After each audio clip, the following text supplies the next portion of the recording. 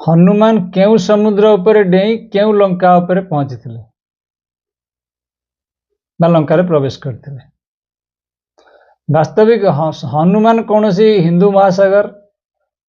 भारत महासागर व प्रशांत महासागर ऊपर डेई नथिले श्रीलंका पहुंच नथिले कि अन्य कौन द्वीप में पहुंच नथिले।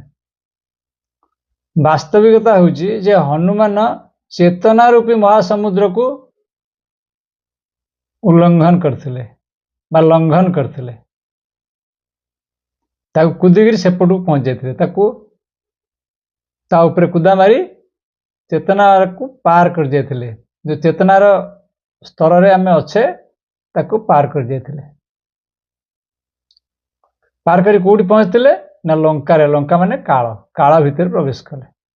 काल होचे अचेतन जहाँ मृत्यु बोली मध्य कहा जाए मृत्यु मध्य अचेतन निद्रा मध्य अचेतन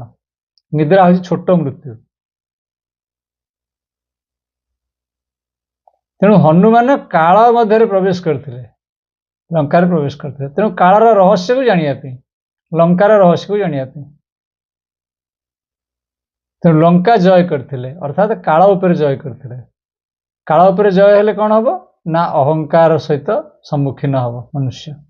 जेपर्यंत काल भितर फसी रही आम ए विचार भितर फसी रही से पर्यंत आम अहंकार को सम्मुखीन हो पार रावण रूपी अहंकार